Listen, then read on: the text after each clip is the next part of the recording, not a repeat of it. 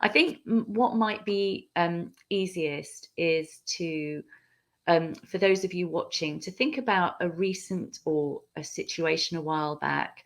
Jackie, it might be thinking about the last time that you felt anxious because you let someone else down, and you know that moment and those kind of feelings, if you can connect with them. So really connecting with a previous time that you're still feeling quite emotional about, and just tuning into those emotions now. And what we're going to be doing is tapping to release some of those feelings so that you can release that and feel a little bit calmer today. And you can repeat this as many times as you want. So if you're not familiar with EFT, emotional freedom techniques, or tapping, it's like acupuncture for emotions without the use of needles. And the invitation is to do what we do and say what we say. And if you don't like what we do or say, simply don't do it. But if you want to get the benefits, then do join up in with us. And if you do, then you agree to take responsibility for your own well-being. So thinking about that recent or a situation, maybe it's recent, maybe it's a little bit further away, but you're still feeling it. Rate that emotion that you're experiencing right now on a scale from 0 to 10, where 10 is the most intense, 0 is calm, light, and peaceful. And Emily, if would you be willing to be my echo? So you'll just repeat my words, and for those of you watching, you'll be repeating the words while Emily's saying them. And you know, Emily, if you've got a situation that you can think of that's triggering, you can work on that. But you know, you can just be neutral as well. It doesn't really matter. So thinking about that emotion and that intensity, and if you want to share it in the chat, you can write those in, but just make a note of them for yourself for sure. And then notice where you're feeling that emotion in your body. So it could be like tension in your shoulders. It might be this tightness in your solar plexus. Just see what's there. And if you don't know, be curious about that. You can make it up, because whatever you make up is going to be right as well. And then just tuning into if that emotion and body sensation had a color, what color would it be? And again, if you don't know what color it is, just make it up. You can't get it wrong. So let's start tapping. So side of the hand. So Emily, you're going to just repeat what I say. And if you've got anything to contribute as well, just throw it in, because, you know, I'm sure you'll have some wisdom around all of this. So even though, when I think back to that situation, it makes me feel this feeling. And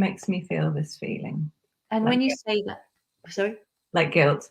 It's making me feel guilty. And I can feel that in my body. And I'm noticing where it is.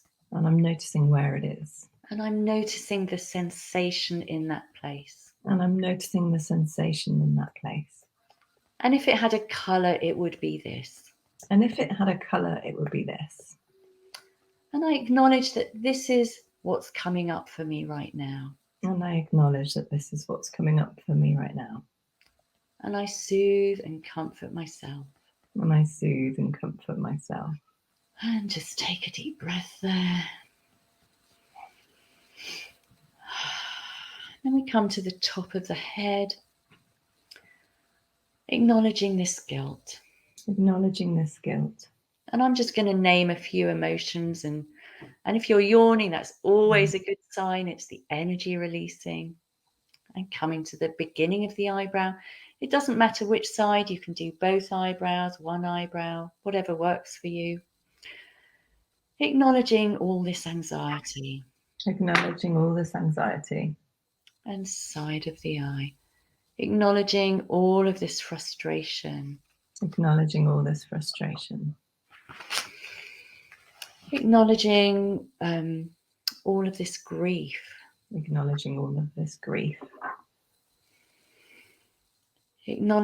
the feeling that I'm not getting it right or doing enough. Acknowledging my feeling I'm not getting it right, I'm not doing enough. And noticing where I'm feeling all of this in my body. And noticing where I'm feeling this in my body. Maybe I can have compassion for myself.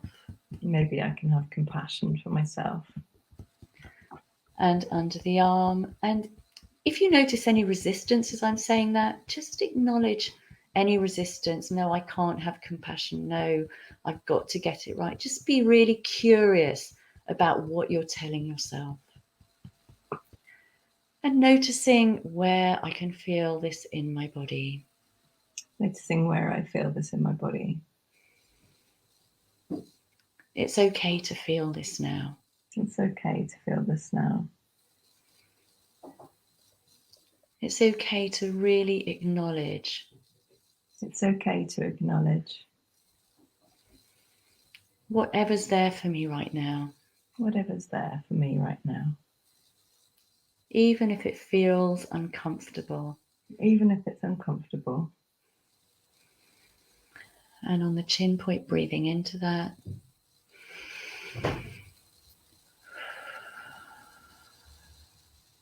And noticing how that feels in my body again.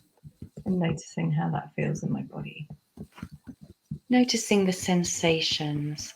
Noticing the sensations. Noticing the colour. Noticing the colour. And now noticing my feet on the ground. Noticing my feet on the ground. Noticing my body in the chair. My body in the chair. Noticing any thoughts I'm thinking at the moment. Noticing my thoughts and thinking. With curiosity. With curiosity. Noticing my breath. Noticing my breath. Noticing this moment. Noticing this moment. The more I can come into this moment, the more I can come into this moment, the more I can become present. The more I can become present. And the more present I am, the more present I am, the more clearly I can think. The more clearly I can think. The easier it becomes. The easier it becomes. To take action from a place of compassion. To take action from a place of compassion. For my own self-care. For my own self-care. And to respond to my child. And to respond to my child. In a more effective way. In a more effective way. With less reaction. With less reaction. So I'm open to the possibility. I'm open to the possibility. Of being curious. Of being curious. About the possibility. About the possibility. Of releasing some of this guilt. Of releasing some of this guilt. And if that feels difficult right now, that's okay. Just go with what is true for you. Maybe I can release some of this frustration.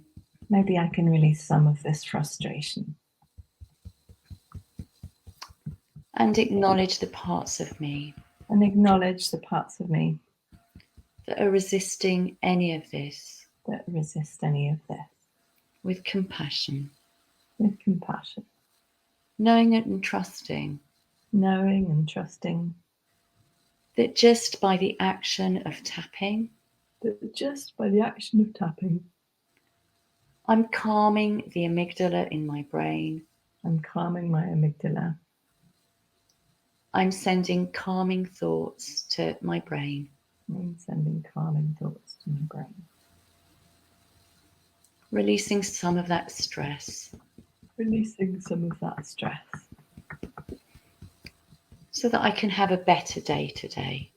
So I can have a better day today. And put your hands on your heart chakra, center of the chest. Say transform. Take a deep breath.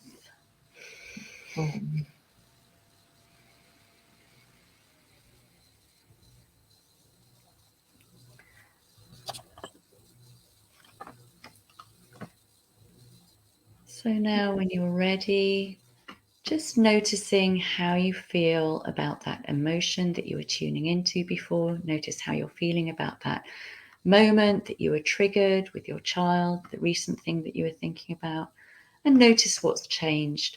Now, hopefully the intensity on a scale from 0 to 10 will have gone down. That's what we all hope for.